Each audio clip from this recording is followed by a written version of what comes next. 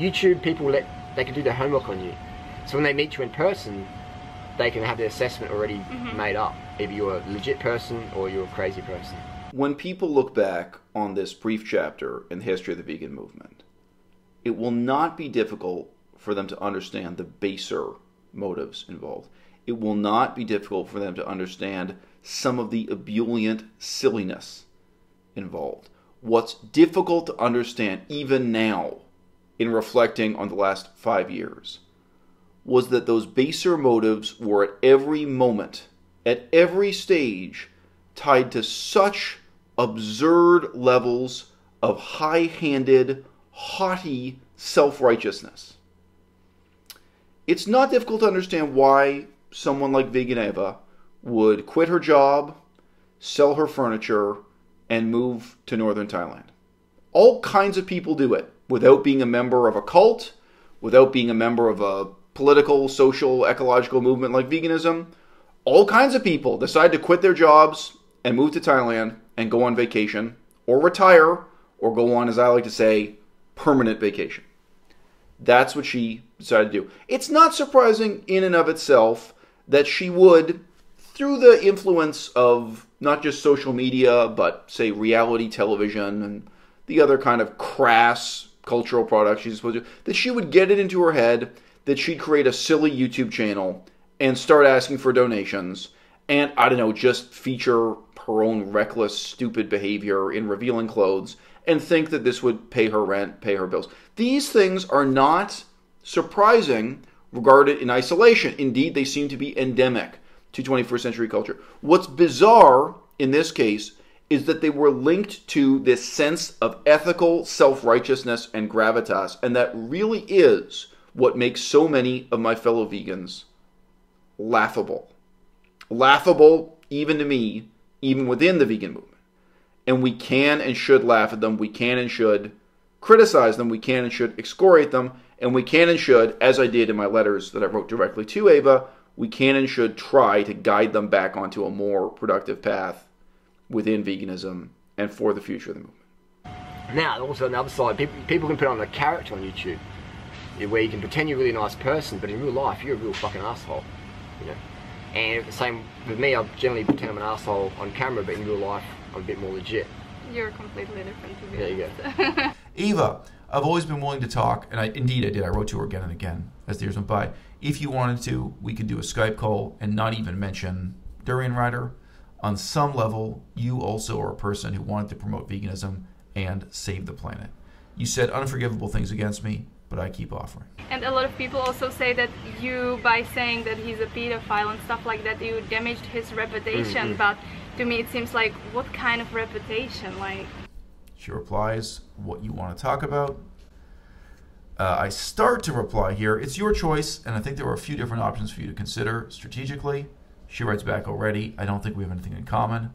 1, we could have a totally positive conversation just about vegan activism, wanting to save the planet, etc., with minimal reference to your past negative experience with Durianrider, or none at all. And it feels pretty amazing to me that everyone in the vegan movement just forgot so quickly what everything you and Freelee like has done for the vegan movement. Like, they forgot like so quickly, and just after one mistake, anyone can do one mistake. Yeah. 2, we could have a positive conversation that deals with your changing understanding of veganism, i.e. reflecting on what you believed before you became a Durianrider follower and what you believe now. Look, Eva, I appreciate that you deleted your old videos that told lies about me. You are now aware that I always told you the truth about the court case, about my sex life, about everything, and you are aware that Durianrider lied to you about everything. You can say we don't have anything in common. Well, we're both passionate about the future of the vegan movement.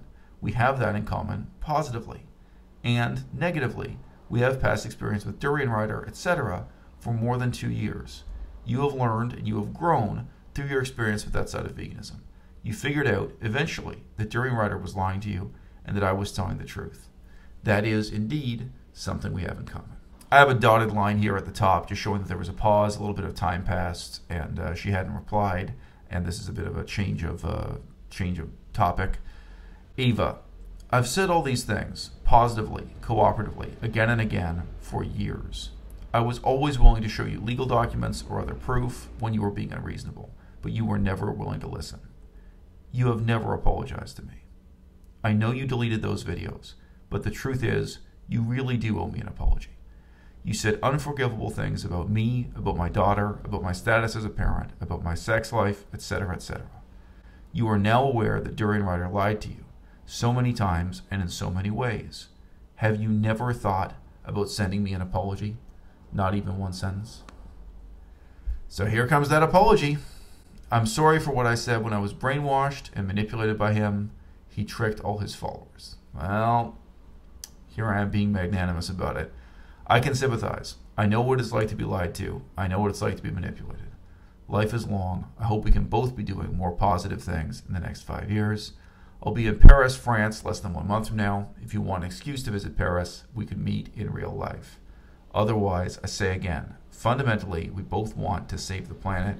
We both want to do something positive for the future of the vegan movement. There was a time when I joked that of all the people who lined up to condemn me and to defend Durianrider's indefensible version of events, that not a single one of them had ever apologized to me.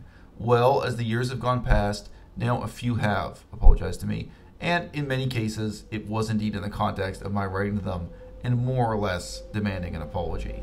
Vegan Ava was one of the most passionate adherents of the Durianrider cult. I did like to imagine.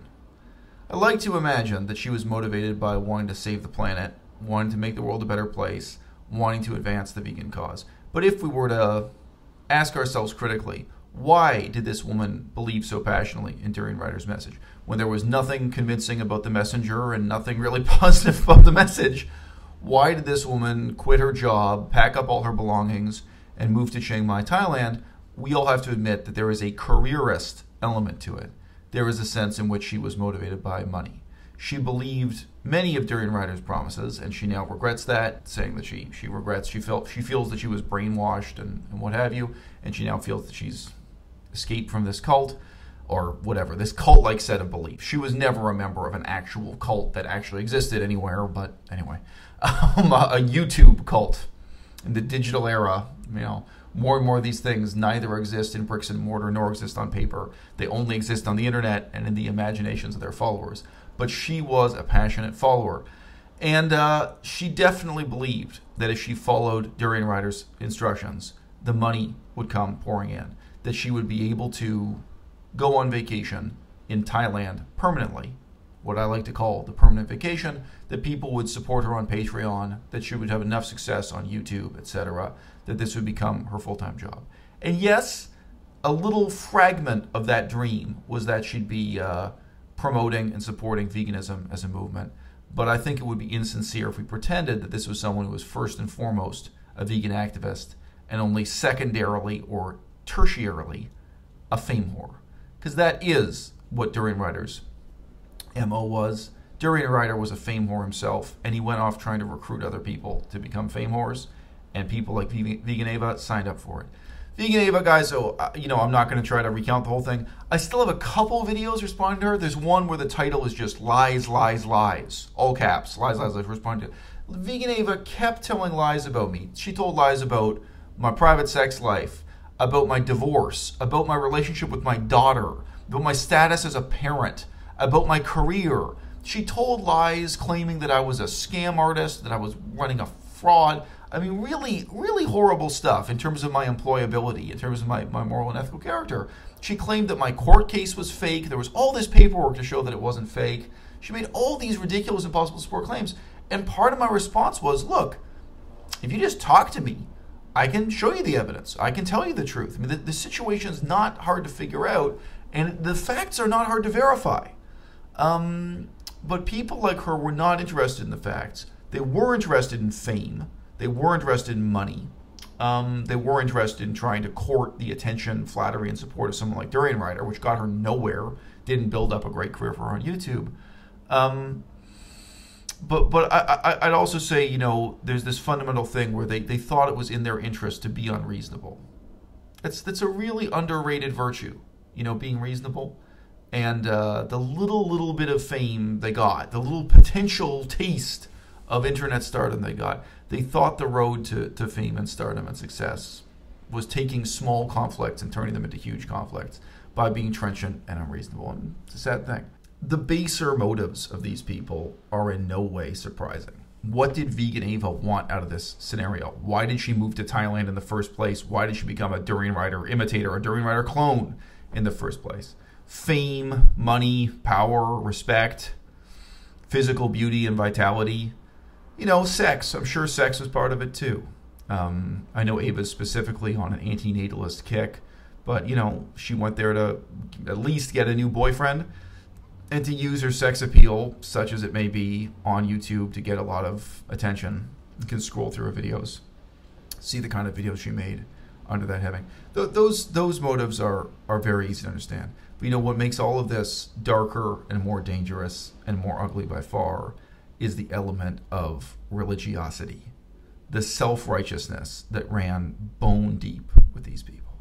It's not just the case that Vegan Ava believed Durianrider's lies. She made up her own. It's, you know, and I know about situations where, I mean, she was talking to Julia Bohr, and she was talking to these other people. She was in touch with Joe Best and Julia Bohr and all these people who knew the truth of the situation and who told her the truth. But she didn't want to see it. What she clung to was her own sense of self-righteousness. And that's, I mean, you know, that's way more dangerous. I mean, that's that witch hunt mentality. And I think for years she really felt she was on a witch hunt against me. She felt she was on a self-righteous moral crusade to expose me as a quote-unquote scam artist. That was what her videos claimed, to expose me as a deadbeat parent and all these terrible things. She made this up in her mind. And what we're left with is the ridiculous contrast between these people's, you know, unbelievable, over-the-top sense of their own moral purpose in life and the deeply immoral reality of the role they played in this short-lived, shameful cult that existed within veganism and that dragged the name of this movement through the mud. YouTube people, they can do their homework on you. So when they meet you in person, they can have their assessment already made up. Either you're a legit person or you're a crazy person.